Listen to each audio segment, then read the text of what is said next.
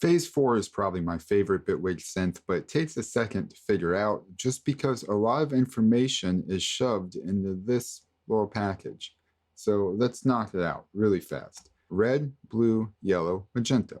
Each one of those are oscillators. You can turn on and off. This right here is the phase of the waveform. We have the ratio, which is in tuning, as one would do in FM or phase modulation. Phase modulation is just like frequency modulation, except instead of using the frequency of the waveform, we use the phase. We have key tracking. We can go into stereo detuning with this right here. Here's where it gets a little weird. The waveform is right here. So we have sine, double, half, whatnot. When you're using Phase-4 or learning Phase-4, hit this right here. Now I'm going to play a note. Here's the operator we're paying attention to. Saw wave, that's a sine wave. Go all the way up. That's a saw wave. Strange, right? But then this, now it's a sine wave. You have to be mindful of the shape if you're trying to get something specific right here. Which is why this screen right here is very nice. So let's put that on sine.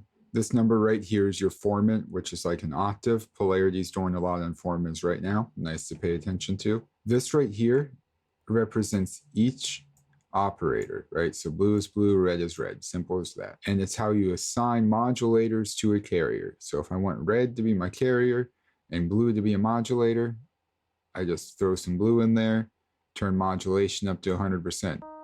That gives me 2 points of modulation from the synth interface, right? So I have right here.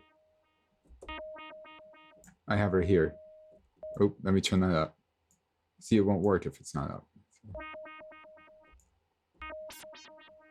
Lots of interaction, fun stuff. Something weird about Phase-4, when you first get Bitwig, save your own default preset, because drive is all the way up here or like zeroed out. I think it's like up to 0, yeah, so it's like that, and that gets really harsh when you're trying to patch. So like work like this, and when you're done, add in some drive, but don't work like this and start trying to throw a bunch of stuff in. It's impractical. If you click the filter envelope generator or the amp envelope generator, you can assign them to anything else in the synth or in the note or FX chain right here. You can also add in FX. So I'll usually use an external filter, and then I can put stuff between the filter and the synth like that.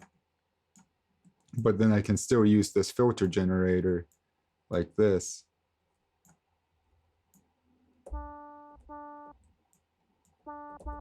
So that's something to keep in mind.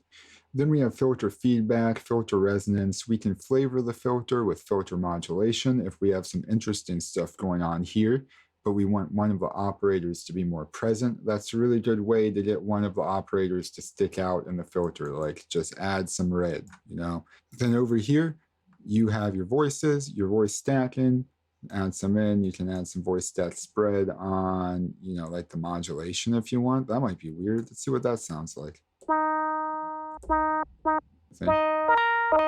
It's doing something, so that's fun. That's cool. That's Bitwig.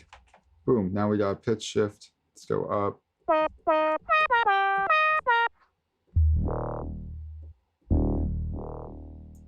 Then we got all these modulators over here, so we could just do some really fun, funky stuff.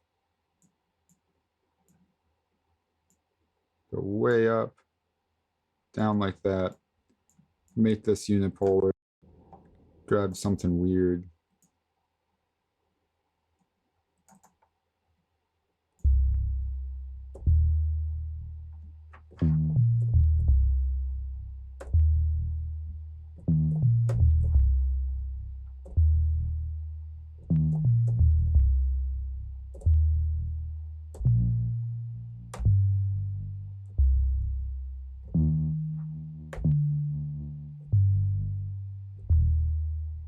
It is overwhelming the first or second time you use it, because again, this is like a lot of information for a small package. But once you, it's smooth. Pull this screen up right here. It's smooth. It's okay. Okay, guys, like, comment, subscribe, check out my other videos. It'd be great if you supported the channel. See you later.